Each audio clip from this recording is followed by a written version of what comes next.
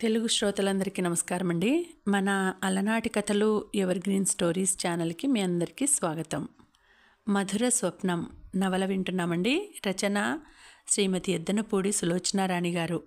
ఇక ఆలస్యం చేయకుండా మనం కథలోకి వెళ్ళిపోదామండి. వీడియో చూసిన వెంటనే లైక్ చేసి షేర్ చేసి తప్పకుండా సబ్స్క్రైబ్ చేసుకోండి. మన ఛానల్ని బెల్ ఐకాన్ యాక్టివేట్ చేసుకోండి. కళ్యాణి కృష్ణని భోజనం చేయాలని పట్టుబట్టింది. కృష్ణ చేశాడు. భోజన సమయంలో కృష్ణ మాటలతో నవ్విస్తూ కళ్యాణి చేత తనే కొసరి కొసరి వడ్డించి తినిపించాడు. రాజారాం గారు ఏమీ మాట్లాడలేదు. ఆయన ఆ ఇద్దరిని నవ్వుముఖంతో కల్లారా చూస్తున్నారు. కృష్ణ ప్రవర్తన, అతని సంస్కారం, అతని రూపం ఆయనకి తృప్తిగా అనిపించాయి. కళ్యాణి ప్రక్కన అతను ఈడు జోడుగా ఉండటం ఆయన ఎప్పటి నుంచో గమనిస్తూనే ఉన్నారు. ఇప్పుడు ఆ అభిప్రాయం ఇంకా దృఢపడింది. ఆయన ఆలోచనగా కూర్చుండిపోయారు. భోజనాలు అయిపోయినాయి. కళ్యాణికి గుడ్ నైట్ చెప్పి మెట్లు దిగి వస్తున్నాడు కృష్ణ. క్రింద హాల్లో రాజారాం గారు అతని కోసమే వేచి చూస్తున్నట్టుగా కూర్చుని ఉన్నారు. కృష్ణను చూడగానే ఆయన లేచి నిలబడుతూ, డాక్టర్ ఒక్కసారి ఇలా రండి, మీతో నేను మాట్లాడాలి అన్నాడు. కృష్ణ ఆయన వెంటే వెళ్ళాడు. ఇద్దరూ ఆయన గదిలోకి వచ్చారు. కృష్ణని ఆయన కూర్చోమన్నట్టు సోఫా చూపించారు. ఆయన కూడా కూర్చున్నారు. డాక్టర్, మీతో నేను ఒక ముఖ్యమైన విషయం మాట్లాడాలనుకుంటున్నాను అన్నాడు. చెప్పండి అన్నాడతను. కళ్యాణిని చూస్తే మీకేమనిపిస్తుంది? చాలా అదృష్టవంతురాలు అనిపిస్తుంది. ఆయన క్షణమాగి అన్నారు. ఆ అదృష్టంలో భాగం పంచుకునే అవకాశం మీకు వస్తుందంటే మీరేమంటారు? కృష్ణ చకితుడైనట్టు చూశాడు. ఆయన మాటలు అతనికి అర్థం కాలేదు. అంటే అన్నాడు. కళ్యాణిని మీరు వివాహం చేసుకోవాల్సిందిగా కోరుతున్నాను. ఇదేమిటి? నేను కృష్ణ గాబరాగా గబాలన లేచాడు. ఆయన కృష్ణ చేయి పట్టి లాగి కూర్చోపెట్టారు. మీరు చెప్పబోయేదేమిటో నాకు తెలుసు. నేను అలాంటి దురాశాపరుణ్ణి కాదు అంటారు, అంతేగా? ఆ సంగతి మీకంటే నాకే బాగా ఎక్కువ తెలుసు. మీకు ఆ ఉద్దేశం లేదని, మీరు అలాంటి అత్యాశ పరులు కారని నాకు తెలుసు. అందుకే మీరు నాకు బాగా నచ్చారు డాక్టర్. కళ్యాణికి, కాబోయే భర్తకి నాతో సమానంగా తులతూగే డబ్బు, అంతస్తు ఉండాలనే పిచ్చి ఆశలు, నమ్మకాలు నేనెప్పుడూ పెట్టుకోలేదు. నేను కోరుకున్నది ఒక్కటే, నా కళ్యాణిని నాలాగే కంటిపాపలా చూసుకునే వ్యక్తి నాకు కావాలి. నేను ఇన్నాళ్ళు అలాంటి వ్యక్తి కోసమే వెతికాను. డబ్బు, అందం, ఐశ్వర్యం, అంతస్తు ఉన్న పిల్లలు ఎంతోమంది కనిపించారు. కానీ నేను కోరుకున్న సంస్కారం, అభిమానం గల వ్యక్తి ఒక్కరూ కనిపించలేదు. మిమ్మల్ని చూసిన తర్వాత నా కళ్యాణికి భగవంతుడు సరైన వ్యక్తిని నా దగ్గరికి పంపించాడని తెలుసుకున్నాను. కృష్ణ, మీ పుట్టు పూర్వోత్తరాలు, మీ వంశ గౌరవాలు, మీ ఆస్తిపాస్తులేమిటి అన్న ఆరా నాకు అనవసరం. వ్యక్తిగా ఈ మంచితనం, డాక్టర్గా మీ సామర్థ్యం, మా కళ్యాణికి భర్త అయ్యే అర్హతలు చాలు. మీ సమక్షంలో కళ్యాణి ఆనందంగా ఉండటం నేను స్వయంగా గమనించాను. మన కుటుంబాలలో ఆడపిల్ల తండ్రి మగపిల్లవాడిని అడగడం ఆచారం. నేను వ్యాపారవేత్త రాజారాంగా కాకుండా కళ్యాణి తండ్రిగా మిమ్మల్ని అడుగుతున్నాను. మీరు అంటే నేను కళ్యాణి ఇద్దరం అదృష్టవంతులం అనుకుంటాను. కళ్యాణిని మీ చేతికి అప్పజెప్పేస్తే ఇక నేను ఏమైనా పర్వాలేదు అనే ధైర్యం నాకు వస్తుంది. కళ్యాణికి మీరంటే ఇష్టమే. ఆమె మనసు తెలుసుకోకుండా నేను అడగటం లేదు. సరే, మీరు నేను కృష్ణ కంగారుగా తడబాటుగా అన్నాడు. ఆయన కృష్ణ భుజం మీద ఆప్యాయంగా తట్టారు. నాకు తెలుసు ఇది నువ్వు ఊహించని సంఘటన అంటావని. నీ అభిప్రాయం నాతో చెప్పనవసరం లేదు. కళ్యాణితో చెబితే చాలు. ఆయన లేచారు. కృష్ణ కూడా లేచాడు. నువ్వు అంటే నేను రేపు బ్రాహ్మణుణ్ణి పిలిచి ముహూర్తం పెట్టిస్తాను. నాకు పెళ్ళికి చాలా వ్యవధి కావాలి. ఎందుకంటే నా కూతురి పెళ్ళి ఎవ్వరూ కని విని ఎరుగనంత ఘనంగా చేయాలి.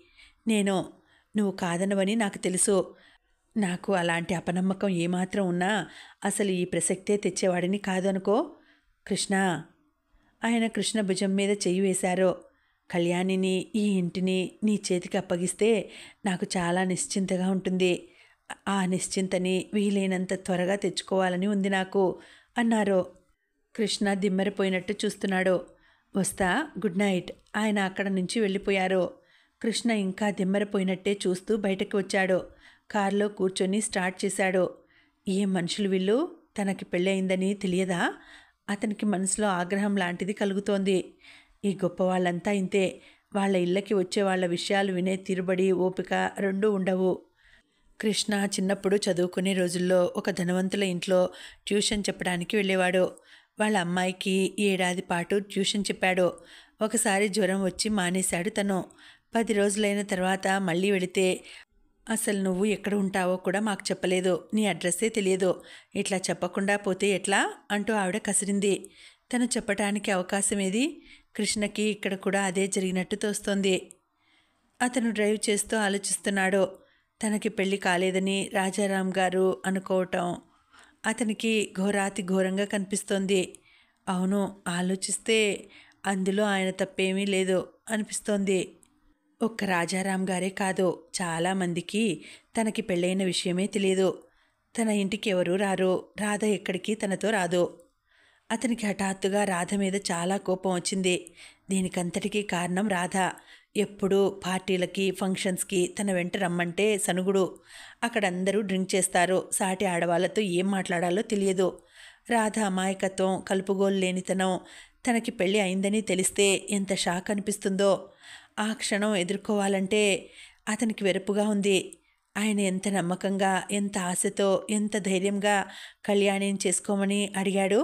తనకి పెళ్ళి అయిందని తెలిసి ఆయన తొందరపాటికి ఆయన ఎంత సిగ్గుపడతాడో. కృష్ణ ఊహించలేనిదేమీ కాదు. కళ్యాణిని తను పేషెంట్గానే చూశాడు. కృష్ణకి హఠాత్తుగా అర్థమైంది. కానీ తనని ఆయన డాక్టర్గా చూడలేదు. కూతురికి నచ్చిన వ్యక్తిగా గౌరవించాడు, అభిమానించాడు. అక్కడ వచ్చింది ఈ చిక్కు. రాజారాం గారి మనసు నొప్పించకుండా ఈ చిక్కుముడిని విప్పాలి. కళ్యాణి తనని అర్థం చేసుకోగలదు అనే ధైర్యం కృష్ణకి బాగా ఉంది. వాళ్ళతో కలిసినప్పుడల్లా వాళ్ళ విషయాలు వినటమే తప్ప వారికి తన విషయాలు వివరించే అవకాశం ఎప్పుడూ ఉండేది కాదు. కృష్ణ ఇంటికి వచ్చాడు. రాధ పడుకుని ఉంది. అతను లోపలికి వచ్చి బట్టలు మార్చుకుంటూ, భోజనం చేశావా అని అడిగాడు. మీరు? ఎదురు ప్రశ్న వచ్చింది. నేను చేశాను, రాజారాం గారి ఇంట్లో. అసలు ఏమైందంటే, రాధ దిగ్గున లేచి కూర్చుంది, చెయ్యి జాస్తూ. విషయాలు నాకు అనవసరం, మీరు ఇప్పుడు ఇంట్లో భోజనం చెయ్యరు, ఆ మాట తెలిస్తే చాలు అంటూ విసురుగా లేచి వెళ్ళింది. లోపలికి వెళ్ళి దడాలన శబ్దం చేస్తూ వంట ఇంటి తలుపు వేసి వచ్చింది. నువ్వు భోజనం చేశావా అడిగాడు కృష్ణ. మీకనవసరం. ఏమిటా మాటలు? రాధ అతని వైపు చర్రుమన్నట్టు చూసింది. అనవసరంగా నన్ను తర్కంలోకి దింపకండి, మీరు వినరాని మాటలు వినాల్సి వస్తుంది. రాధ తీవ్రతకి అతను తెల్లబోయాడు. రాధ మంచం మీదకి వెళ్ళి ముసుగు పెట్టుకుని పడుకుంది. ఏమిటి శుభవార్త చెబుతానన్నావు? దానికి ఇప్పుడేం తొందర? నేను బుద్ధి లేక ఏదేదో వాగుతూ ఉంటాను, చెప్పాల్సినంత ప్రత్యేకమైందేమీ కాదు. రాధా, నేను డాక్టర్ని. డాక్టర్తో జీవితం అంటే ఇలాగే ఉంటుంది. నువ్వు పెళ్లి చేసుకునేటప్పుడే ఆలోచించుకోవాల్సింది. అప్పుడు టైం లేకపోయింది. ఇప్పుడు జీవితాంతం ఆలోచించుకుంటాను. రాధ గోడవైపు తిరిగి పడుకుంది. కృష్ణ దిండు తీసుకుని యువతల గదిలోకి వచ్చాడు. అతనికి చెప్పలేనంత అలసటగా ఉంది. ఎన్నో రకాలుగా అతని మనసు చిరాకుగా ఉంది. రాధ అతనిని దగ్గరకు తీసుకుని గుండెల్లో దాచుకుని సేద తీర్చేది పోయి ఇలా దూరంగా తరుముతోంది. అతని బాధ ఇంకా ఇంకా ఎక్కువ అయినట్టుగా ఉంది. ఉదయం అయింది. కృష్ణ లేచాడు. రాధ లేచింది. కానీ ఎప్పట్లా అతనికి ఎదురుగా రాలేదు. కృష్ణకి వంట మనిషే కాఫీ తెచ్చి ఇచ్చింది.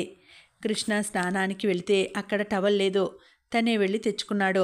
అతను స్నానం చేసి వచ్చేసరికి బట్టలు సిద్ధంగా లేవు. తనే బీరువా తెరిచి తీసుకున్నాడు. రాధ గదిలో మంచం మీద పుస్తకం తిరిగేస్తూ కూర్చుంది.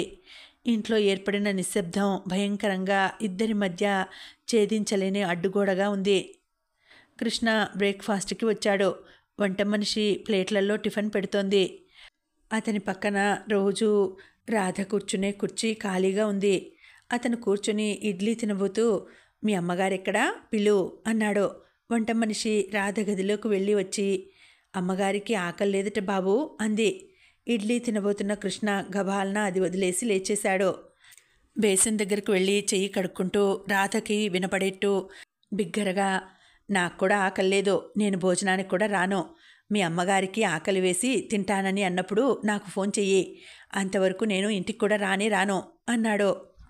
అతను టవల్తో చెయ్యి తుడుచుకొని యువతలికి వస్తుంటే ఇంతలో పని మనిషి వచ్చింది.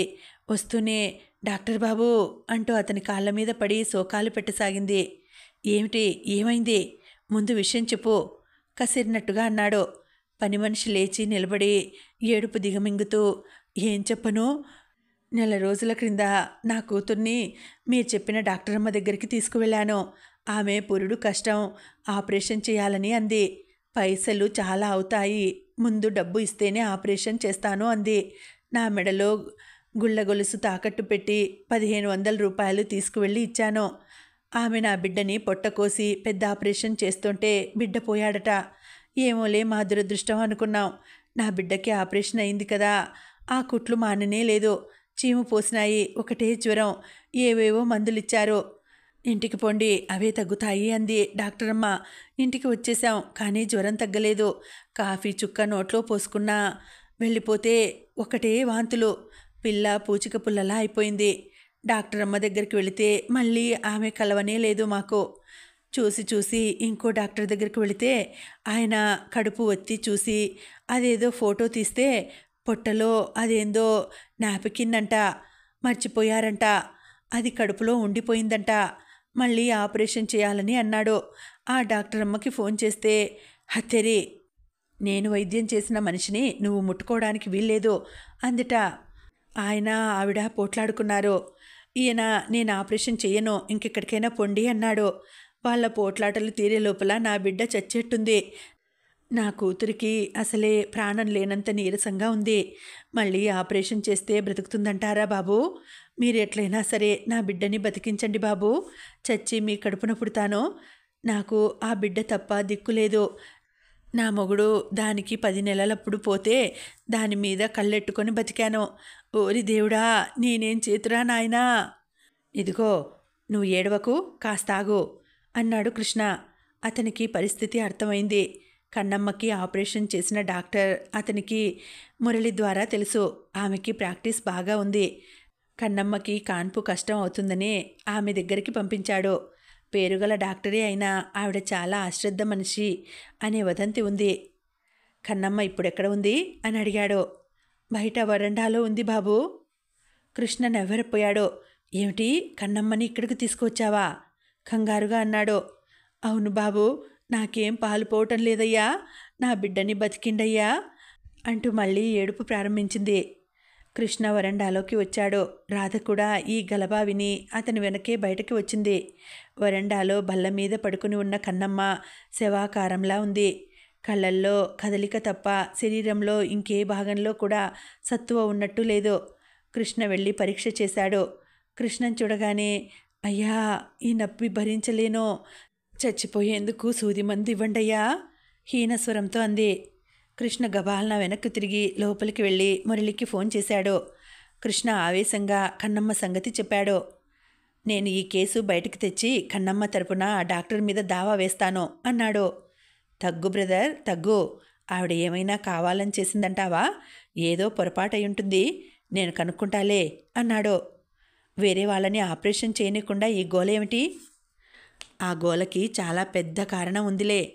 ఇది వరకు ఒకసారి ఇలాగే ఏదో అయితే రెండో డాక్టర్ ఆపరేషన్ చేస్తే ఆ పేషెంట్ ప్రాణం పోయింది. అందరూ ఈవిడని దుయ్యబట్టారు. అది ఆవిడ భయం. ఆవిడకి అజాగ్రత్త ఏమిటసలు? బిజీ సర్జన్, ఏం చేస్తుంది? అయినా నువ్వేమిటి డాక్టర్వి అయి ఉండి ఆవిడని సమర్థించేది పోయి అలా కేసు గీసు అంటూ ఎగురుతావు?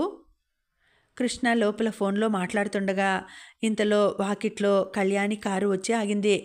డ్రైవరు గణపతి వచ్చి ఒక కవరు రాధ చేతికిస్తూ, అమ్మాయి గారు డాక్టర్ గారికి ఇమ్మన్నారు అంటూ అందించి వెళ్ళిపోయాడు. రాధ ఒక్క క్షణం తటపటాయించింది. ఆ తర్వాత ఎలాంటి బెరుకు లేకుండా ఆ కవరు చించి లోపల కాగితం తీసి చదివింది. అందులో ఇలా ఉంది. డియర్ కృష్ణ, రాత్రి నువ్వు వెళ్లే ముందు డాడీ నీతో మన పెళ్లి గురించి మాట్లాడటం విన్నాను. నేను నీతో అర్జెంటుగా మాట్లాడాలి. నువ్వు ఎన్ని పనులున్నా సరే ఒక్కసారి వచ్చి నాకు కనిపించి వెళ్ళాలి. నేను నీకు అద్భుతమైన విషయం చెప్తాను. నీ కళ్యాణి. ఆ ఉత్తరం చదువుతుంటే రాధకి ఆకాశం పెళపెళా విరిగి మీద పడుతున్నట్టే అనిపించింది. కాళ్ల క్రింద భూమి కదిలిపోతున్నట్టుగా అయింది. ఒక్కసారి మహా జలప్రళయం లాంటిదేదో వచ్చి రాధ మీదకి నిలువెత్తున పడి ముంచేసినట్టుగా అనిపించింది. రాధ ఆ చీటీని వంట మనిషికి ఇచ్చింది. గణపతి ఆ కవరు తీసుకురావటం వంట మనిషి చూసింది. రాధ నోట మాట కూడా రానిదానిలా అయ్యగారికివ్వు అంటూ దూరంగా ఫోన్లో మాట్లాడుతున్న కృష్ణని చూపించింది. తను తడబడుతున్న అడుగులతో తూలిపోతున్న దానిలా తన గదిలోకి వచ్చింది. గణపతి ఈ ఉత్తరం మీకు ఇవ్వమని ఇచ్చి వెళ్ళాడయ్యా అని వంట మనిషి అవతల గదిలో ఉన్న కృష్ణకి చెప్పటం రాధకి వినిపిస్తూనే ఉంది. మాట్లాడుతున్న కృష్ణ ఉత్తరం తీసుకొని చదివాడు. సరే నేను ఉంటాను మురళి అంటూ ఫోన్ పెట్టేశాడు. కృష్ణ చకచక వరండాలోకి వచ్చాడు. పని మనిషికి ఒక చీటీ గబగబా రాసి ఇచ్చి ఈ డాక్టర్ దగ్గరికి తీసుకువెళ్ళు అన్నాడు. అయ్యా మీరు రండయ్యా అంది దీనంగా. నాకిప్పుడు తీరుబడి లేదు, నాకు పనుంది అంటూనే అతను వెళ్ళిపోయాడు. రాధ వాకిటి గుమ్మంలోకొచ్చింది. పని మనిషి ఏడుస్తూ అయ్యో అయ్యగారు వెళ్ళిపోయారు, మాకు దోవ చూపిస్తారనుకున్నాను అంటూ అక్కడ నిలబెట్టిన రిక్షా అతనిని కన్నమ్మని నడిపించడానికి సాయం రమ్మనమని పిలిచింది. రిక్షా అతను పని మనిషి కన్నమ్మని చెరో చేతి క్రింద ఆసరా ఇచ్చి నడిపిస్తూ రిక్షా దగ్గరికి తీసుకువెళ్ళారు. అమ్మా నొప్పే, నేను నడవలేనే కన్నమ్మ ఏడుస్తోంది. రిక్షా కదిలి వెళ్ళిపోయింది. రాధ కళ్ళ వెంట నీళ్లు కూడా రావడం లేదు. మనసు శిలలా అయిపోయింది. వాళ్ళు దిక్కులేని వాళ్ళు, అందుకే అంత బాధపడుతున్నారు. తను కూడా అంతే. రాధ మెదడులో రైళ్లు ఢీ కొట్టుకున్నంత హోరుగా ఉంది. డాడీ నీతో మన పెళ్లి గురించి మాట్లాడటం విన్నాను. నీకు అద్భుత విషయం చెప్తాను. నీ కళ్యాణి. ఆ అక్షరాలు వికటాట్టహాసం చేస్తున్నాయి. కృష్ణకి కళ్యాణితో పెళ్ళా. రాధకి భూమి తలక్రిందులైపోతోంది. ఇదేమిటి? తనసలు ఆ ఉత్తరం సరిగా చదివిందా? తన కళ్ళు తనని మోసం చేయలేదు కదా? కృష్ణని సూటిగా నిలదీసే అవకాశం లేకుండా అతను వెళ్ళిపోయాడు. రాధ మనసులో ఎక్కడో ఏదో మంటలాంటిది ప్రారంభమైంది. ఇంకో క్షణం కృష్ణ ఇక్కడ ఉంటే చేతులతో అతని పీక పిసికి చంపేసి ఉండేదేమో. ఇప్పుడు మాత్రమే సరాసరి కళ్యాణి ఇంటికి వెళుతుంది. చేతికి అందిన దాంతో కళ్యాణి తలని చితకబాదుతుంది. పోలీసులు తనని అరెస్ట్ చేసినా పర్వాలేదు. తన మెడకి ఉరితాడు బిగించినా తనకి బాధ రవంతైనా వేయదు. రాధ గబగబా వెళ్ళి చెప్పులు వేసుకుని వీధి గుమ్మం వరకు వచ్చింది. మళ్ళీ అంతలోనే ఆగింది. తనెందుకు ఆవేశపడుతోంది? తనని కాదని కృష్ణ కళ్యాణిని చేసుకోవడం అంత సులభమా? పెళ్ళాన్ని మాసిన చొక్కాలా తీసి అవతల పారేయటానికి ఇది పశ్చిమ దేశం కాదే. పెళ్ళి అనేది ఈ దేశంలో ఒక బలమైన బంధం. అది అంత సులువుగా తెగిపోదే. కృష్ణ కళ్యాణిని పెళ్లి చేసుకోవాలంటే తన అనుమతి కావాలి. తనకి తెలియకుండా రహస్యంగా చేసుకుంటాడా? అంత నీచానికి దిగుజారుతారా? పేరు ప్రతిష్టలు డబ్బు గల కళ్యాణికి అంత కర్మ ఏం పట్టింది? కానీ కృష్ణనే తిరిగి రాని. ఏం చెబుతాడో ఏం అడుగుతాడో చూస్తే సరి. ఒక్క 24 గంటలు ఓపిక పడితే ఏమవుతుంది? ఏమవుతుందా? పిచ్చెక్కుతుంది. రాధకి విరగబడి నవ్వాలనిపిస్తోంది. ఎవరినైనా పీక పిసికి చంపేయాలనిపిస్తోంది. ఈ ప్రపంచాన్ని అంతటినీ అపరకాళిలా సర్వనాశనం చేయాలనే ఉద్రేకం నరనరంలో పొంగి పొర్లుతోంది. తనేం చేసింది? తనేం అపరాధం చేసింది? అతనే లోకంగా బ్రతికిందే. తన జీవితమే అతనికి పూజగా భావించిందే. కృష్ణేనా ఈ పని చేస్తోంది? రాధ ఇంకా నమ్మలేకపోతోంది. రాధ శక్తి కూడదీసుకోవడానికి విశ్వ ప్రయత్నం చేస్తోంది. తను ఆవేశపడకూడదు, సహనంతో వ్యవహరించాలి. ఒకవేళ ఇదే నిజమైతే తనేం చేయాలి? మృత్యువుని కౌగిలించుకోవాలి. రాధ చెయ్యి అప్రయత్నంగా పొట్ట మీదకి మళ్ళింది. రాధ కళ్ళల్లో నీళ్లు తిరిగాయి. ఈ శిశువుని హత్య చేయటమేగా? రాధకి ఏడుపు వచ్చేసింది. మంచం మీద పడి దిండులో ముఖం దాచుకొని ఏడవసాగింది. ఆ ఏడుపులో ఎంత భయంకరమైన ఒంటరితనం అనుభవిస్తున్న బాధ ప్రతిధ్వనిస్తోంది. రాధ జీవితంలో మొట్టమొదటిసారిగా చచ్చిపోవాలనే కోరిక కలిగింది. చావు తప్ప ఈ బాధని ఇంకెవరూ తీర్చలేరు అనే నమ్మకం కలగసాగింది. తను ఒంటరిగా ఎర్రటి ఎండలో ఎడారిలో నిలబడినట్టుగా, తనకి తోడుగాని తలదాచుకోవడానికి నీడగాని లేనట్టుగా అనిపించసాగింది. అమ్మా భోజనానికి రండమ్మా, వంట మనిషి వచ్చి పిలిచింది. నాకు ఆకల్లేదు. అయ్యో ప్రొద్దుట టిఫిన్ కూడా తినలేదు. నాకు ఆకల్లేదు, నన్ను విసిగించకు కసిరింది. రాధ అలా ఎంతసేపు మంచం మీద పడి ఉందో ధ్యాసే లేదు. సాయంత్రం అయింది. రాధ లేచింది. తనకి తనే నిబ్బరం తెచ్చుకుంది. వంట మనిషిని పిలిచింది. నేను గుడికి వెళ్తాను, పూలు కొబ్బరికాయ తెప్పించు అంది. వంట మనిషి వెళ్ళి ఫోన్ చేస్తుంటే ఎక్కడికి ఫోను, ఎక్కడికి చేస్తున్నావు అంది. అయ్యగారికి కారు పంపించమని చెబుతున్నాను. ఏం అవసరం లేదు, నేను ఆటోలో వెళ్ళగలను. నాకు చెప్పకుండా ఇలాంటి పనులు ఇంకెప్పుడు చెయ్యకు అంది. సరేనమ్మా, మీరు ఆటోలో వెళ్ళరేమోనని వంట మనిషి నసిగింది. రాధ గుడికి బయలుదేరింది. ఆటోలో వెళ్తుంటే అది ఏ లారీకో గుద్దుకుంటే ఎంత బాగుంటుంది అనిపించింది. కృష్ణ డ్రైవ్ చేస్తున్న కారు పబ్లిక్ గార్డెన్లో మెల్లగా కళ్యాణిని వెతుకుతున్నట్టుగా వస్తోంది. ఉదయం కళ్యాణి వ్రాసిన ఉత్తరం చూడగానే అతను వెంటనే బయలుదేరాడు. కానీ దోవలో ఒక కారుకి ఆటోకి యాక్సిడెంట్ అయింది. ఆటో డ్రైవరు ప్రాణాపాయ స్థితిలో ఉంటే అతన్ని వెంటనే తన కారులోనే ఉస్మానియాకి చేర్చాడు. అతనికి ఆక్సిజన్, గ్లూకోజ్ ఇప్పించి పోలీసులకి వాంగ్మూలం ఇచ్చేసరికి 2 గంటలైంది. కళ్యాణికి ఫోన్ చేశాడు. ఇంటికి వస్తానని అంటే కళ్యాణి వద్దంది. సాయంత్రం సరిగ్గా 5 గంటలకి పబ్లిక్ గార్డెన్లో పిల్లల పార్కు దగ్గరికి రమ్మనమని చెప్పింది. కృష్ణ కళ్యాణి చెప్పిన టైంకి పబ్లిక్ గార్డెన్లో పిల్లల పార్కు దగ్గరికి వచ్చాడు. అక్కడ చెట్టు దగ్గర కళ్యాణి నిలబడి ఉంది.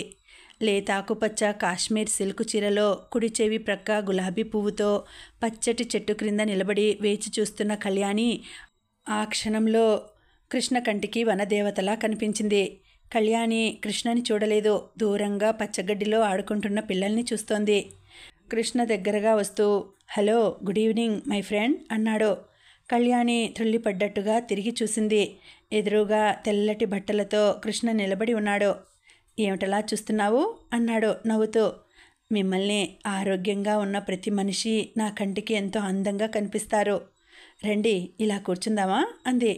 కృష్ణ వచ్చాడు. ఇద్దరూ పచ్చగడ్డిలో కూర్చున్నారు. కళ్యాణి ఇంకా అతన్ని చూస్తోంది. ఏమిటి అన్నాడు.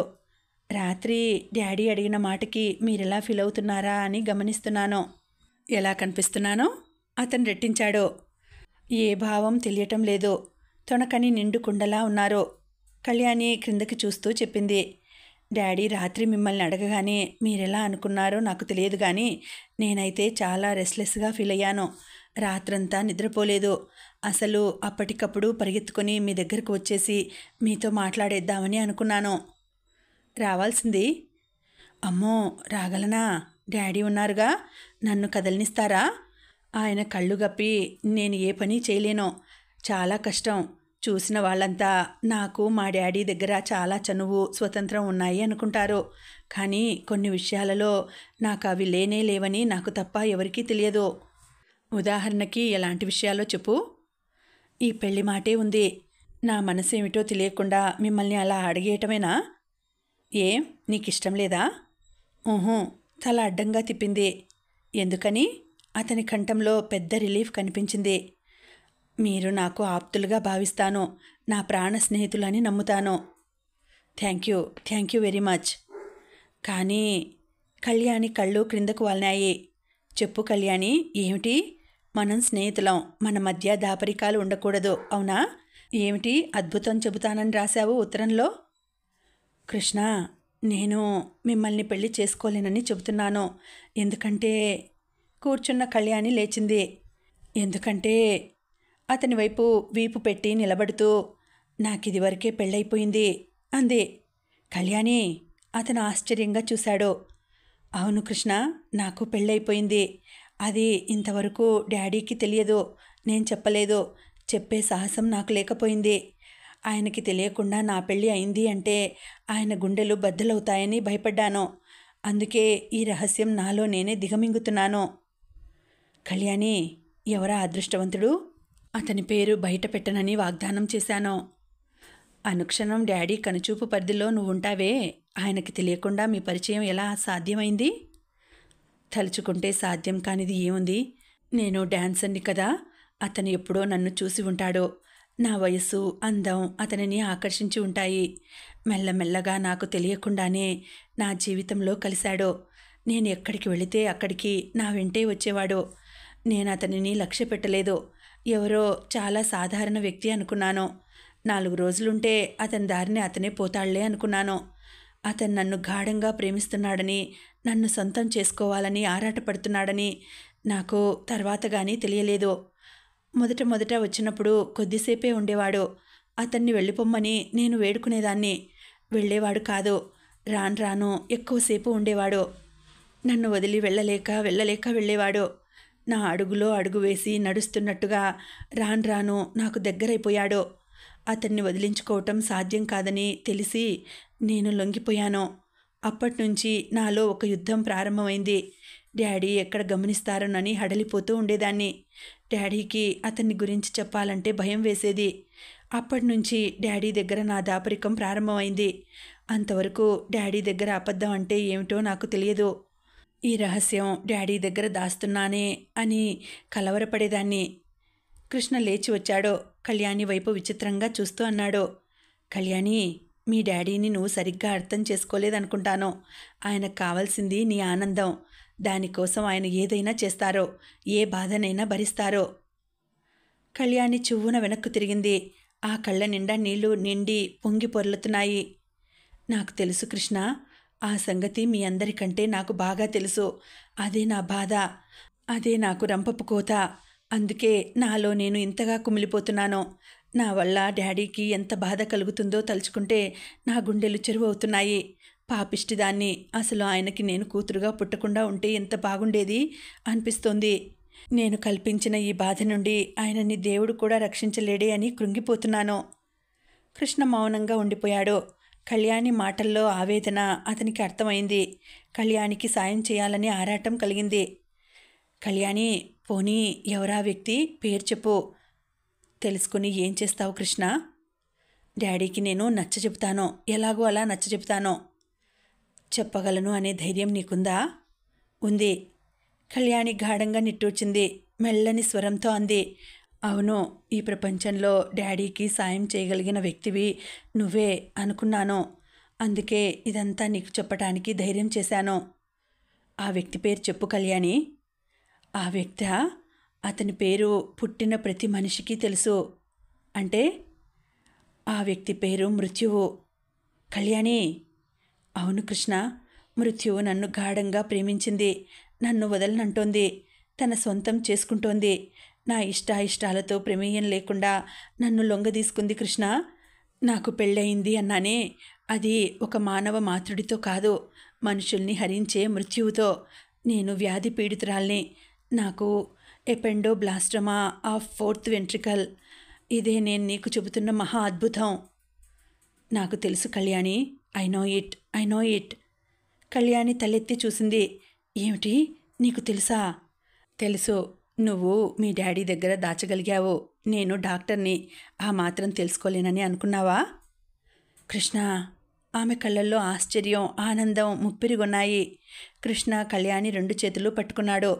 అతని కళ్ళల్లో ఈ ప్రపంచంలో ఉన్న జాలి, సానుభూతి, దయ, స్నేహం అంతా పోగుపోసినట్టుగా ఉన్నాయి. డగ్గుత్తికతో కంపిస్తున్న స్వరంతో, కళ్యాణి, మొదట నీ ప్రవర్తన నాకు అనుమానం తెప్పించింది. నువ్వు తండ్రి ముందు ఏదో దాస్తున్నావని అనుకున్నాను. నీ తలనొప్పి నాకు హెచ్చరిక చేసింది. నీకు గుర్తుందా, రజనీకాంతారావు గారు అని లయన్స్ క్లబ్ సెక్రటరీ ఆ రోజు నిన్ను డ్యాన్స్ ప్రోగ్రాం ఇమ్మని అడిగారు. ఆయన బ్రెయిన్ స్పెషలిస్ట్. నేనే ఆయనని నా క్లినిక్కి రప్పించాను. అదే సమయానికి నువ్వు వచ్చేలా ఫోన్ చేసి పిలిపించాను. ఆయన నీకు తెలియకుండానే నిన్ను పరీక్ష చేశాడు. నీ కళ్ళు చూసి మార్పుల గురించి నాకు చెప్పాడు. అందుకే నేను నీ కళ్ళు ఒకరోజు పరీక్ష చేశాను. డాక్టర్ అంటే నువ్వు మండిపడుతున్నావని తెలుసుకున్న నేను నీ ఫ్రెండ్నని పదే నొక్కి చెప్పాను. అలాగే ప్రవర్తించాను. కృష్ణ. క్షమించు కళ్యాణి. నువ్వు మీ డాడీ దగ్గర దాపరికంతో ప్రవర్తిస్తే నేను నీ దగ్గర నటించాను. కళ్యాణి ముఖంలో గబగబా అనేక భావాలు వేగంగా మారినాయి. చూపుడు వేలుతో చూపిస్తూ, ఇది నీకు తెలుసా? అబ్బా, ఎంత హాయిగా ఉంది. ఇప్పుడు నా మనసు ఎంత తేలికగా ఉంది. ఆమె ముఖం ఎత్తి కళ్ళు మూసుకుంది. ఈ భయంకర సత్యం తెలిసిన వ్యక్తి నాకు ఒకరు తోడు ఉన్నారన్నమాట. అబ్బా, ఎంత హాయిగా ఉంది. కళ్యాణి హఠాత్తుగా బిగ్గరగా నవ్వింది. నేను చాలా దురదృష్టవంతురాల్ని కృష్ణ, చాలా దురదృష్టవంతురాల్ని. ఆ రోజు త్రివేంద్రంలో నేను డ్యాన్స్ చేస్తున్నప్పుడు కళ్ళు తిరిగి పడ్డాను. డాక్టర్ దగ్గరికి వెళితే ఆయన టెస్టులు చేశాడు, ఎక్స్రే తీయించాడు. అప్పుడే ఈ భయంకరమైన సత్యం వెల్లడైంది. డ్యాన్స్ అరేంజ్ చేసిన సెక్రటరీతో ఈ అమ్మాయి చాలా దురదృష్టవంతురాలు. ఇది అన్అప్రోచబుల్ బ్రెయిన్ ట్యూమర్. ఆపరేషన్ చేయటానికి కూడా సాధ్యం కాదు. ఈ అమ్మాయి ఎక్కువ రోజులు బ్రతకదు అని చెప్పటం వినగానే నా నెత్తిన పిడుగు పడ్డట్టు అయింది. ఆ క్షణం నుంచి మృత్యువు నన్ను తరుముకు వస్తున్నట్టే బ్రతికాను. ఆ క్షణం నుంచి నేను మారిపోయాను. డాడీకి ఇదేం తెలియదు. త్రివేంద్రంలో జరగరానిది ఏదో జరిగిందని అనుకున్నారు. ఆ రోజు నుంచే డాడీకి నాకు మధ్య రహస్యం అనేది ప్రారంభమైంది. నాకు తలనొప్పి రావటం, ఉన్నట్టుండి మైండ్ బ్లాంక్గా అవటం ఎక్కువైంది. ఈ వ్యాధి కంటే డాడీకి ఈ భయంకరమైన విషాదం తెలిస్తే ఆయన ఏమైపోతారోననే బాధ నాకు ఎక్కువైంది. జీవితం నటనగా మారింది. కళ్యాణి హఠాత్తుగా వెక్కి వెక్కి ఏడవసాగింది. కృష్ణ గబాల్న కళ్యాణిని దగ్గరకు తీసుకున్నాడు. ఆమె తలని భుజానికి అదుముకున్నాడు. ష్ కళ్యాణి, ఏడవద్దు, దయుంచి ఏడవద్దు. మనం ఫైట్ చేద్దాం. నీకు నేను తోడున్నాను. నిన్ను అంత సులభంగా లొంగనీయను. నీ తరపున నేను పోరాడతాను. ఆ పోరాడే ఛాన్స్ మాత్రం నాకివ్వు. నాతో సహకరించు. నేను చెప్పినట్టు విను. నేను నీకు ఫ్రెండ్నని అన్నావు కదూ. ఫ్రెండ్ అంటే ప్రాణానికి ప్రాణం ఇచ్చేవాడు. అవునా? నువ్వు ఒంటరిదానివి కాదు కళ్యాణి. నీకు నేను తోడున్నాను. నేనున్నాను. నువ్వు ఈ క్షణం నుంచి కృష్ణ నాకు ఉన్నాడు, నా ఆరోగ్యం గురించి అతనే అన్ని జాగ్రత్తలు తీసుకుంటాడు అనే నమ్మకంతో ఉండాలి. తెలిసిందా? అర్థమైందా? అతను ఆవేశంతో ఆమె ముఖం ఎదురుగా తీసుకుని చూస్తూ అడిగాడు. కళ్యాణి అతని వైపు చూసింది. ఆ సుందర నయనాలు బేలగా అతని వైపు చూశాయి. Thank you Krishna, thank you అస్పష్టంగా అంది. కృష్ణ కళ్యాణి తలని భుజం మీదకే ఆనించుకున్నాడు. పసిపాపని బుజ్జగిస్తున్నట్టుగా వీపు మీద తట్టుతూ మృదు గంభీర స్వరంతో అన్నాడు. చూడు, సైన్స్ చాలా డెవలప్ అయింది. ఎన్నెన్నో కొత్త మందులు వస్తున్నాయి. మన అదృష్టం బాగుంటే సరైన మందు దొరకొచ్చు. నేను ఈరోజే నిన్ను రజనీకాంతారావు గారి దగ్గరికి తీసుకువెళతాను. ఈ క్షణం నుంచి నువ్వు నేను చెప్పినట్టు చేయాలి. ఓకే అన్నాడు. ఓకే అంది కళ్యాణి. కృష్ణ కళ్యాణి తల భుజం మీద ఆనించుకున్నాడు. ఆమె నడుము చుట్టూ చెయ్యి వేశాడు. ఇక వెళదామా అన్నాడు.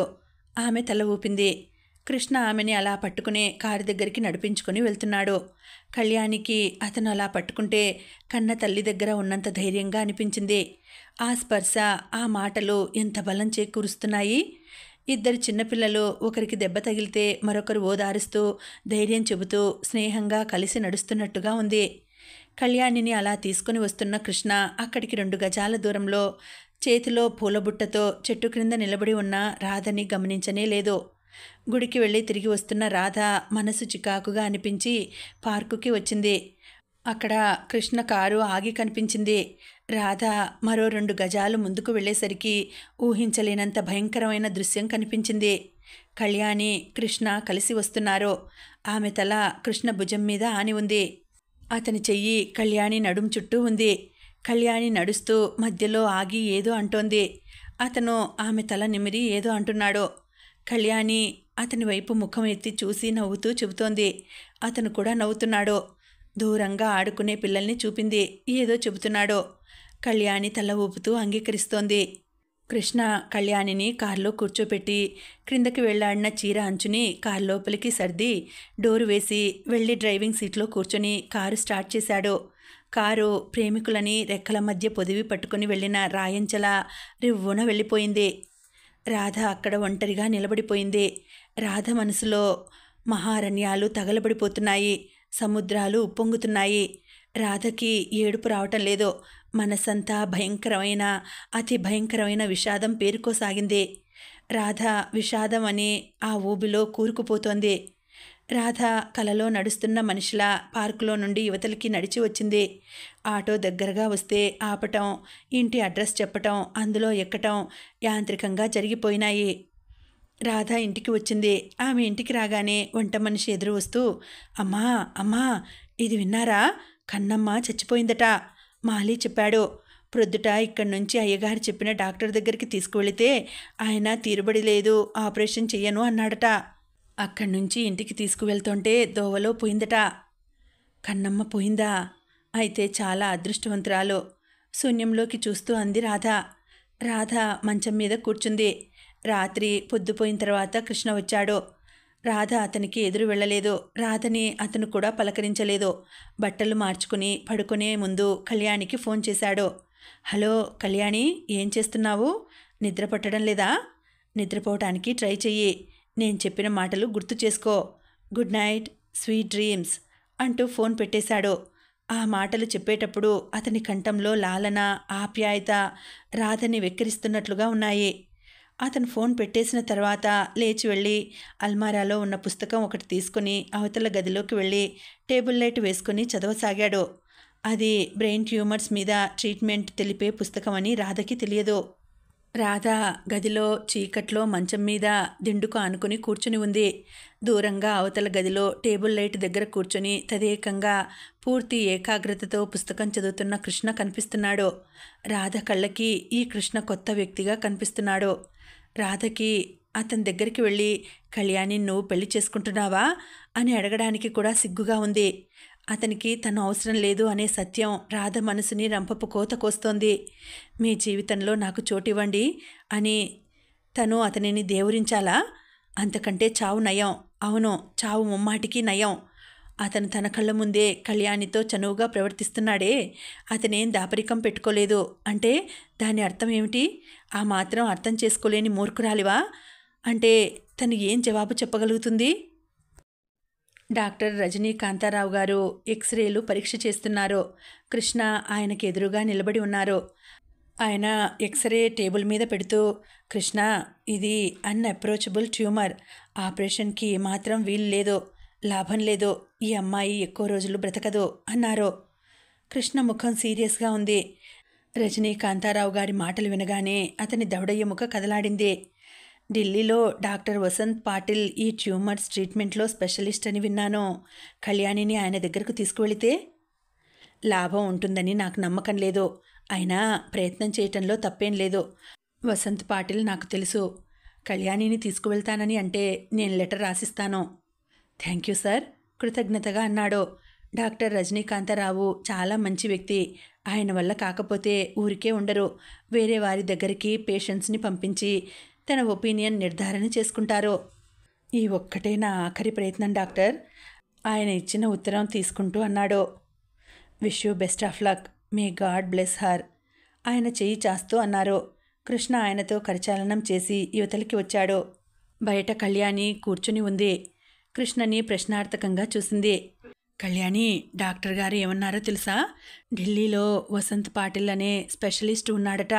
ఆయనకి ఒకసారి చూపించమన్నారు. ఆయన ఇలాంటి వైద్య చికిత్సలో చాలా నిపుణులట. ఢిల్లీయా? డాడీకి ఏమని చెప్పాలి? అవును, అదే పాయింటే. పోనీ ఒక పని చేస్తే? ఏమిటది? ఢిల్లీలో తెలుగు సంఘం సెక్రటరీ గోపాలరావు గారు నాకు తెలుసు. ఆయనకి నిన్ను డ్యాన్స్ ప్రోగ్రాం ఇవ్వటానికి అరేంజ్ చేయమని అంటాను.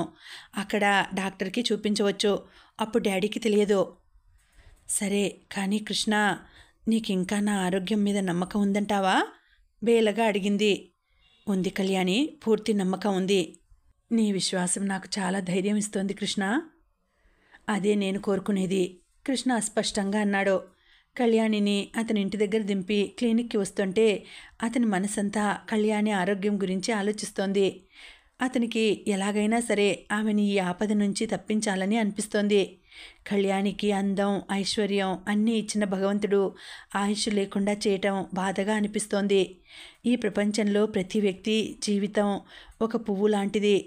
అది సహజంగా విరిసి తన కాలం పూర్తిగా అనుభవించి సహజ సిద్ధంగా వడలి రాలిపోవాలి. అప్పుడే సంపూర్ణ జీవితం అవుతుంది. కానీ కొంతమంది వ్యక్తుల జీవితాలు అకాలంగా రాలిపోతూ ఉంటాయి. అకాల మృత్యువు వారిని నిర్దయగా కబళిస్తుంది. ఈ కొద్ది కాలంలో కళ్యాణి అతనికి ప్రియతమ వ్యక్తి అయింది. ఆమె ఇంత విషాదం కడుపులో దాచుకుని తండ్రి కోసం నవ్వుతూ ఆరోగ్యంగా ఉన్నట్టు బ్రతకటం, ఆ ముఖంలో చిరునవ్వు చెక్కు చెదరకపోవడం చూసి అతని మనసు ద్రవిస్తోంది. ఈ ప్రపంచంలో రోగిష్టి వాళ్ళు, వయసు పండిన ముసలివాళ్ళు ఎంతోమంది మృత్యువు కనికరమైన పిలుపు కోసం వేచి చూస్తూ, ఎక్కవలసిన రైలు కోసం ఎదురుచూస్తూ పడిగాపులు కాస్తున్న ప్రయాణికుల్లా ఉంటారు. కానీ మృత్యువుకి వారి పట్ల నిరాదరణ, చిన్నచూపు. మృత్యువుకి కూడా కళ్యాణి లాంటి అందమైన వాళ్ళు, అదృష్టవంతులు కావాలేమో. కళ్యాణికి ఏ విధంగా సాయం చేయలేని నిస్సహాయత అతనిని కృంగతీస్తోంది. ఏదైనా చేసి కళ్యాణిని ఈ ప్రమాదం నుంచి ఎలా రక్షించాలా అన్న ధ్యాసే అతని ఊపిరి అయిపోయింది. అతను స్వయంగా ఎన్నో మెడికల్ జర్నల్స్ చదువుతున్నాడు. ఎంతమందో డాక్టర్లని సంప్రదిస్తున్నాడు. ఎక్కడికి వెళ్ళినా నిరాశే ఎదురవుతోంది. కళ్యాణి చిత్రంగా అతని ప్రయత్నాలని ఆమోదించింది. అతను ఎక్కడికి రమ్మన్నా వెళుతోంది. ఏ టెస్ట్ చేయించుకోమన్నా చేయించుకుంటోంది. రాజారాం గారికి మాత్రం ఇదేం తెలియదు. ఆయన ఈ ఇద్దరూ కలిసి తిరుగుతున్నారని మాత్రమే భావిస్తున్నారు. ఆ రోజు ఆయన కూతురు దగ్గరికి వచ్చారు. అమ్మా, ఏమిటి డాడీ? నేను కృష్ణని నీ విషయం అడిగానమ్మా. నా పెళ్లి విషయమేనా? అవునమ్మా. త్వరపడకు డాడీ, నేను పెళ్లి చేసుకుంటాను, తప్పకుండా చేసుకుంటాను. కళ్యాణి ఉత్సాహంగా అడిగింది. డాడీ, పెళ్ళికి నేనేం బట్టలు కొనుక్కోను, ఏం నగలు పెట్టుకోను, ఇంతవరకు ఎవ్వరూ చూడనంతగా అలంకరించుకుంటాను. నీకేం తక్కువమ్మా? కంచికి వెళ్ళి స్పెషల్గా జరీ ముద్దలా ఉండే చీర కావాలని ఆర్డర్ ఇస్తాను. బొంబాయి నుంచి ప్రత్యేకంగా చేయించి నగలు తెప్పిస్తాను. కృష్ణ సరే అన్నాడమ్మా. సరే అనక ఏమంటాడు డాడీ? నేనే టైం కావాలని అన్నాను. అతను ఒప్పుకున్నాడు. సరేనమ్మా, సరే, అంతా నీ ఇష్ట ప్రకారమే జరుగుతుంది, తొందరేం లేదు. నేను మీకు చెబుతాను డాడీ, మీరు చీరకి నగలకి ఆర్డర్ ఇవ్వండి, డేటు నేను చెప్తాను. ఆయన ముఖం ఆనందంతో దీప్తివంతంగా అయింది. అలాగే తల్లి, అలాగే, ఇప్పుడే మనిషిని పంపిస్తాను. కాదు, నేనే స్వయంగా వెళతాను. వెళ్ళబోతున్న ఆయనని కళ్యాణి చెయ్యి పట్టి ఆపింది. ఆయన కళ్ళల్లోకి సూటిగా చూస్తూ, డాడీ, పెళ్ళైతే ఆడపిల్లని అత్తవారింటికి పంపటం మనలో ఆచారం కదూ? అవును. మరి మీరు నన్ను పంపిస్తారా? ఎందుకు పంపను? అక్కడ నాకెలాంటి అహంకారం లేదు తల్లి. చూడమ్మా, నేను లోకానికి వ్యాపారవేత్తని, కానీ నీకు మామూలు కన్న తండ్రినేనమ్మా.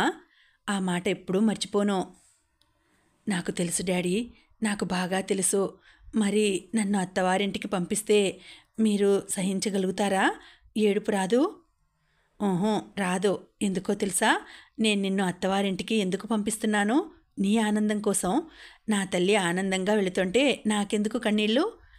ఆయన అతి ప్రయత్నం మీద తడి కాబోతున్న కళ్ళని నిగ్రహించుకుంటూ గాంభీర్యంగా చూశారు. మీరు అలా ధైర్యంగా ఉంటే నేను సంతోషంగా నిశ్చింతగా వెళతాను డాడీ. మీరు నాకు అలాగని మాట ఇస్తేనే నేను పెళ్ళికి ఒప్పుకుంటాను. నేను కళ్ళనీళ్ళు పెట్టుకోను, సరేనా? నిజంగానా? నీ మీద ఒట్టు, సరేనా? ఆయన కూతురు తల మీద చెయ్యి వేశారు. కళ్యాణి ఆయన గుండెలకి తల ఆనించి కళ్ళు మూసుకుంది. కళ్యాణి కన్రెప్పలు నీళ్లతో బరువెక్కినాయి. Thank you daddy, thank you అంది. ఇంతలో రాజారాం గారి కోసం ఎవరో వచ్చారు. ఆయన కళ్యాణిని వదిలి డ్రాయింగ్ రూమ్లోకి వెళుతూ, పిచ్చి తల్లి, పెళ్లి చేసుకుని వెళ్ళటానికి నా గురించి ఎంత ఆలోచనో అనుకున్నారు. వెళ్ళిపోతున్న తండ్రిని చూస్తూ కళ్యాణి వేదాంతం నిండిన చిరునవ్వుతో, పిచ్చి డాడీ, మీరు ఏడవకుండా ఉంటారా? చూస్తానుగా నేను అనుకుంది. ఆ రోజే కళ్యాణిని ఆహ్వానిస్తూ ఢిల్లీ తెలుగు సంఘం వారు పంపిన ఆహ్వానం అందింది. నువ్వు ఒక్కదానివి వెళ్తావా అమ్మా అన్నారాయన. నాతో కృష్ణ వస్తారు నాన్న అంది కళ్యాణి. అలాగా, అయితే సరే అన్నారాయన. కృష్ణ కళ్యాణి వెళ్ళటానికి ఆయన ప్లేన్లో టికెట్స్ బుక్ చేయించారు. ఆ సాయంత్రం కృష్ణ రాధతో, నేను ఢిల్లీ వెళ్తున్నాను, 2 రోజుల్లో వచ్చేస్తాను అన్నాడు. గణపతి, కళ్యాణమ్మ గారు కూడా డాక్టర్ గారితో వెళ్తున్నారు, వారికి అక్కడ డాన్స్ ప్రోగ్రాం ఉందిట అని చెప్పారు.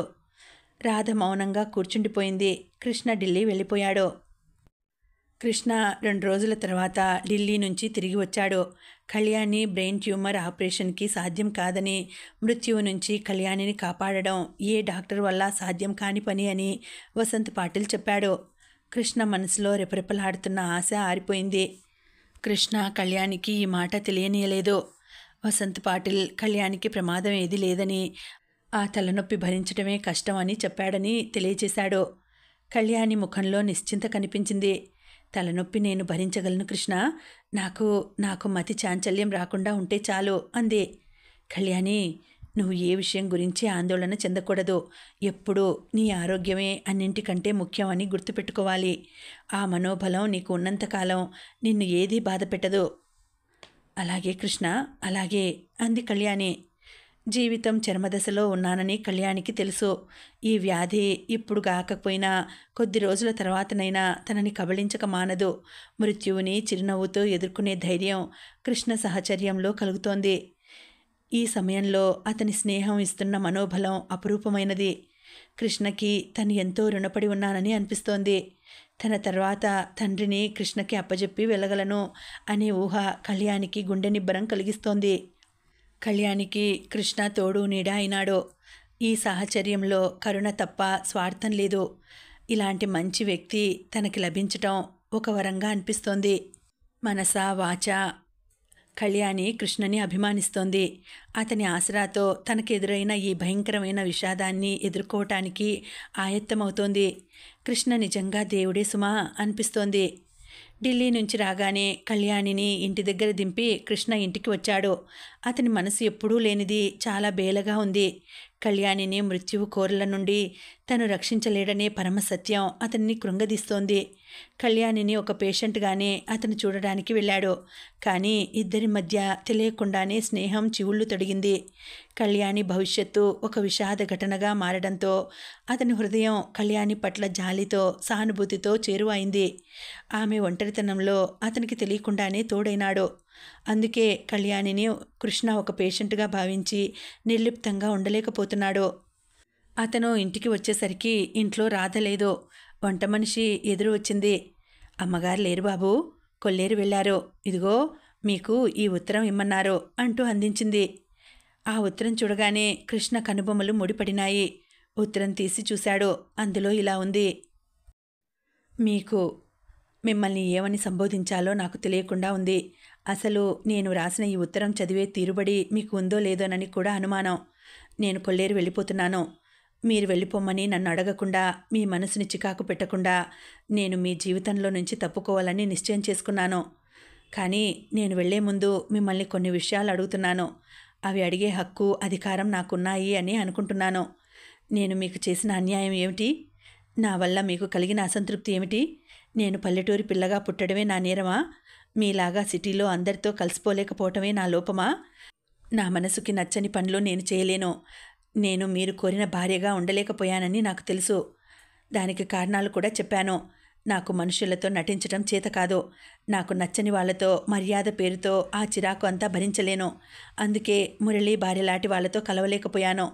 నేను మిమ్మల్ని పెళ్లి చేసుకున్నప్పుడు ఎంతో అదృష్టవంతురాలనని పొంగిపోయాను. నా మనసుకి నచ్చిన తోడు నాకు జీవితంలో ఆలంబనగా దొరికారని మురిసిపోయాను. ఆ కొల్లేరు నుంచి రాకపోతే మనం సుఖంగా ఆనందంగా ఉండేవాళ్ళమేమో అనిపిస్తుంది. ఈ సిటీకి వచ్చిన తర్వాత మీరు మారిపోయారు. మనిషికి డబ్బు సంపాదన కూడా ఒక వ్యసనమే. అది అతని పతనానికి దారితీస్తుంది అని మీరు రుజువు చేశారు. డబ్బు వెంట ఇంకా కొన్ని వస్తాయి. వాటి కోరల్లో మీరు చిక్కుకుపోయారు. కళ్యాణితో మీ స్నేహాన్ని నేను మొదటే ఊహించి అడ్డుకోకపోవడం నా తప్పు అయిపోయింది. నాకిప్పుడు తెలుస్తోంది. ఈ ప్రపంచంలో ప్రతి పెళ్ళి అయిన స్త్రీ తన భర్తని 1000 కళ్ళతో కాపాడుకోవాలి. లేకపోతే మరో స్త్రీ అతని జీవితంలో తిష్టవేస్తుంది. ఆ భార్యకి నిలవ నీడ లేకుండా చేస్తుంది. అందుకే అన్నారు కాబోలు, స్త్రీకి స్త్రీయే శత్రువు అని. కళ్యాణి ఆకర్షణలో పడటం మీ తప్పు కాదు, మీ బలహీనత అనిపిస్తోంది. మీరు అసాధారణమైన వ్యక్తి అనుకోవటం, అజాగ్రత్తగా ఉండటం నాదే తప్పు అని ఒప్పుకుంటున్నాను. మీరు అందరి మగవాళ్ళలాంటి వాళ్లే అని ఇప్పుడు తెలిసింది. మీరు కొద్ది కాలంగా నాకు దూరంగా ఉంటున్నారు. దానికి కారణం ఇప్పుడు తెలిసింది. నేను మిమ్మల్ని ఒక్కటి అడుగుతాను, సూటిగా జవాబు చెప్పండి. ఒక ఆడపిల్ల మీద ఇంత ప్రేమ చూపించి ఆమెతో అంత ఆనందం పంచుకున్న వ్యక్తి మళ్ళీ మరో ఆడపిల్లతో అలాగే ప్రవర్తించగలడా? అతని మనసు అతనిని వేధించదా? ఆ అమ్మాయితో గడిపిన క్షణాలు అతనికి గుర్తురావా? అలా గుర్తుపెట్టుకోలేని వ్యక్తి మృగంతో సమానం కాదా? బహుశా ఈ ప్రపంచంలో 100కి 60 మంది ఆడవాళ్లు మృగాలతోనే కాపురం చేస్తున్నారేమో. ఈ ఆడపిల్లలు ఎంత దురదృష్టవంతులు కదూ. వీళ్ళకి భర్త తప్ప వేరే లోకం ఉండదు. అవసరమే లేదన్నట్టు బ్రతుకుతారు. ఆ భర్త గారికి బయట కావాల్సినంత ప్రపంచం. అలాంటి ఆడపిల్ల జీవితం ఎంత విషాదం కదూ. నేను మీ జీవితంలో గోడకు తగిలించిన ఫోటోలా అనుభూతి అనేది లేకుండా బ్రతకలేనండి. భార్య అంటే ఇంట్లో ఉండే సోఫానో, టీవీ సెట్టో, ఫ్రిడ్జో అన్నట్టు స్టేటస్ సింబల్గా ఉండలేను. నా వల్ల కాదు. అందుకే మీ నుంచి దూరంగా వెళ్ళిపోతున్నాను. అభిమానం ఉన్న ఏ ఆడపిల్ల అయినా నేను చేసిన పనే చేస్తుంది. నేను ఇంట్లో ఉన్నా కొల్లేరులో ఉన్నా ఒక్కటే. మీరు నాకు దగ్గరగా లేరు. మీ మనసు నిండా కళ్యాణే. ఆవేశపడకండి. కళ్యాణి మీద నాకెలాంటి ఈర్ష్య లేదు. నాకు గాకుండా పోయిన మీరు ఎవరికి దక్కితే నాకేమిటి? ఎంతమందిని పెళ్లి చేసుకుంటే నాకేమిటి? ఇక అందుకే నాకు చాలా బాధ అనిపిస్తోంది. మీ మనసు మారినప్పుడు నాకు సూటిగా చెప్పినట్టయితే మీ ధైర్యానికి నేను మెచ్చుకునేదాన్ని. ఇష్టాయిష్టాలనేవి ప్రతి వ్యక్తి యొక్క స్వతంత్ర భావనలు. వాటిని మరో మనిషి ఆంక్ష విధించలేడు. మీ మనసు అర్థం చేసుకునేదాన్ని. కానీ మీరేం చేశారు? నాటకం ఆడారు. మామూలుగానే ఉన్నట్టు నటించారు. మీ మనసంతా కళ్యాణితో ఉందని గ్రహించలేని మూర్ఖురాలిని కాను. కళ్యాణిని మీరు పెళ్లి చేసుకోవాలని అనుకునే వరకు వచ్చారు. కానీ నాకు రవంత అయినా తెలియలేదు. తెలియనీయకపోవటం మీ నేర్పు కాదు, తెలుసుకోలేకపోవటం నా అసమర్థత అనుకుంటున్నాను.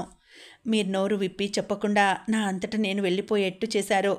నిజంగా మీ చతురతకి నా జోహార్లు. మీ ఆనందానికి సుఖానికి నేను అడ్డురాను. నేను వెళ్ళిపోతున్నాను. కానీ వెళ్ళిపోయే ముందు చేతులు జోడించి మిమ్మల్ని ఒక్కటి అడుగుతున్నాను. కొల్లేరులో ఆనాడు పేద ప్రజలు కలరాకి బలి అయిపోతుంటే మీరు స్వయంగా వడ్డీకి అప్పు తెచ్చి వారికి వైద్యం చేశారే, ఆ మానవమూర్తి ఎక్కడా? అమాయకురాలైన సీతాలుకి న్యాయం చేకూరాలని న్యాయస్థానంలో ఒంటరిగా పోట్లాడి చివరికి ఉద్యోగానికి కూడా రాజీనామా చేసిన ఆ సాహసవంతుడు ఏడి? డబ్బుని తృణప్రాయంగా మనిషి ప్రాణాన్ని దైవంగా చూసిన మీలో ఈ మార్పు ఎందుకు వచ్చిందండి? ఇది కళ్యాణి ప్రభావమేగా. కళ్యాణి పరిచయం, ఆమె స్నేహం మిమ్మల్ని పూర్తిగా మార్చేసింది. ఆ రోజు కన్నమ్మ చావు బ్రతుకుల్లో ఉంటే కళ్యాణి దగ్గర నుండి కబురు వచ్చిందని మీరు వెళ్ళిపోయారే, మీలో డాక్టర్ బ్రతికి ఉన్నాడని అంటారా? ఆ కళ్యాణి మీకు డబ్బు అనే వ్యసనం నేర్పింది. ఆ నిషాలో మీరు అటు రోగులకి ఇటు నాకు దూరం అయ్యారు. మీరే చెప్పండి. మనం కలిసి కాఫీ తాగి భోజనం చేసి ఎన్ని నెలలైంది? దగ్గరగా కూర్చొని కబుర్లు చెప్పుకొని ఎన్ని యుగాలైంది? నేను పేరుకు మాత్రమే భార్యని. మన మధ్య పడక గది సంబంధం కూడా తగ్గిపోయిందని మీరు ఒప్పుకుంటారు కదా? అంత కానిదాన్ని అయిపోయానేమిటి అనే వ్యధ నన్ను పీడిస్తోందండి. నేను మీకు అవసరం లేదు. మీరు నాకు దూరంగా ఉండాలని ప్రయత్నిస్తున్నారు. దానికోసం పని ఉందంటూ తీరుబడి లేదంటూ కుంటి సాకులేవో చెబుతున్నారు. మీలో ఈ మార్పుకంతటికీ కారణమేమిటి? ఆ పాపిష్టి డబ్బేగా. ఈ డబ్బు మీలో మానవతామూర్తిని చేతులారా చంపేస్తుంటే చూస్తూ ఊరుకోలేకపోతున్నానండి. ఈనాడు ఈ డబ్బు నన్ను మీ నుంచి దూరం చేసింది. రేపు మీ నుంచి మీ జీవితాన్నే కొల్లగొడుతుంది. ఈ ప్రమాదం మీకు రాకూడదని నా ఆరాటం. మీరు డబ్బు చేతిలో కీలుబొమ్మ అయిపోయారు. అందుకే ఇంట్లో మిమ్మల్ని ప్రేమించి మిమ్మల్ని నమ్ముకున్న మీ భార్య కనిపించటం లేదు. కోట్లకి అధికారిని అయిన కళ్యాణి కనిపిస్తోంది. నేను మీకు ఒకటి గుర్తు చేస్తున్నాను. ఆ కళ్యాణికి డబ్బు, పేరు, ప్రతిష్ట అన్నీ ఉన్నాయి. ఆమె జీవితంలో మీలాంటి వాళ్ళు ఎంతమందో. ఆమె జీవితంలో మీరు ఒక భాగం మాత్రమే. కానీ నా జీవితం అంతా మీరే. మీరు తప్ప నా జీవితంలో ఇంకేదీ లేదు. మీరు పోగొట్టుకున్నది ఏమిటో మీకు త్వరలోనే తెలుస్తుందని నా ఆశ. ఆ ఆశతోనే, ఆ నమ్మకంతోనే నేను చివరి క్షణం వరకు బ్రతుకుతాను.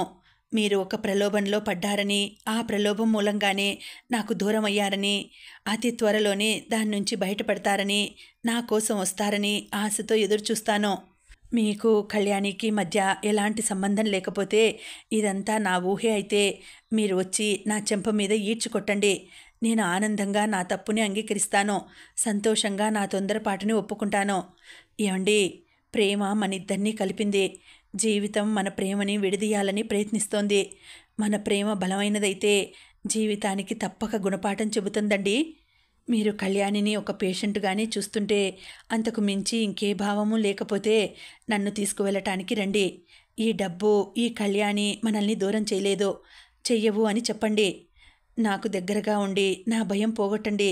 నేను కోరేదల్లా మీకు దగ్గరగా ఉండాలని, మీ నీడలో నేను బ్రతకాలని, నా ఊపిరిలా మీరు నా ఒక్కరికే చెందాలని, ఇదివరకులా మనిద్దరం హాయిగా ఆనందంగా ఉండాలని.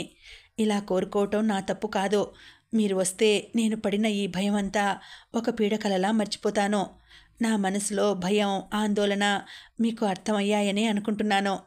మీ మనసులో నాకు ఎప్పట్లా స్థానం ఉంటే మీరు క్షణమైనా ఆలస్యం చేయకుండా నా కోసం వస్తారని ఆశతో ఎదురుచూస్తాను. ఇట్లు రాధ. ఆ ఉత్తరం చదివేసరికి కృష్ణ ముఖం నిండా చెమటలు పోసినాయి. ఎంత పని జరిగింది! కళ్యాణితో చనువుని రాధ వేరుగా అర్థం చేసుకుంది. తను రాధకి దూరంగా ఎందుకుంటున్నానో తన ఒక్కడికే తెలుసు. రాధ గర్భవతి కాకూడదు అనే విషయం రాధకి తెలియదు. తను పని కల్పించుకొని ఆమెకు దూరంగా ఉంటే రాధ మరో విధంగా అర్థం చేసుకుంది. రాధ దగ్గరికి వెళ్ళి ఏమని చెప్పాలి? ఈ భయంకర నిజం వల్ల నేను నీకు దూరంగా ఉన్నాననా? ఆ మాట వింటే రాధ గుండెలు బ్రద్దలైపోవు? లేకపోతే ఇలా కొద్ది కాలం దూరంగా ఉండటమా? రాధ కృంగిపోదు? అతని పరిస్థితి అడకత్తెర మధ్య పోకచెక్కలా ఉంది. అతను రాధ కోసం వెళ్ళలేకపోయాడు. వెళితే ఏమని చెప్పాలి? ఉండను లేకపోతున్నాడో. ఇక్కడే ఉంటే రాధ ఏమనుకుంటుందో అతనికి తెలుసు. ఈ నరక యాతనలో రాధని తనని రక్షించుకోవటం ఎలాగో అతనికి అంతు చిక్కకుండా పోయింది. జీవితంలో ఊహించని పరిస్థితి ఎదురైంది. ఇంకా ఉందండి, కథ కొనసాగుతుంది. వచ్చే భాగంలో ముగింపు ఎలా ఉంటుందో తెలుసుకుందాం. అంతవరకు సెలవు. నమస్తే.